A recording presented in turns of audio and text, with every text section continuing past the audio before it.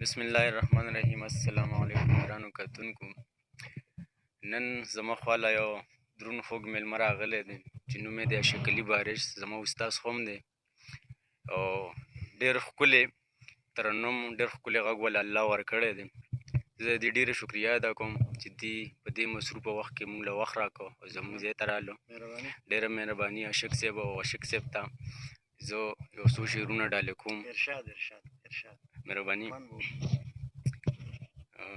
مرګ به ضرور راځي یو ځل، ولې تیاره کوم. مرګ به ضرور راځي یو ځل، ولې تیاره کوم. که څوک مې وجني بیا به هم حقه خبره کوم. مهرباني. او په بزدلۍ د یو سکند ژوند زیاتولی نشم. په بزدلۍ د یو سکند ژوند زیاتولی نشم. دا ملاقات به اسرائیل سره په نه راکوم. ډېره مهرباني. په بزدلۍ د یو سکند ژوند زیاتولی نشم. دا ملاقات به اسرائیل سره په نه راکوم. او ما ته دا مه وایه چې ته مې خپلولی نشي. ما ته دا مه وایه چې ته مې خپلولی نشي. ستا د بابا د شملې خیال د زړګي سره کوم. مهرباني. او دلته انصاف په کتابونو او لفظونو کې دی.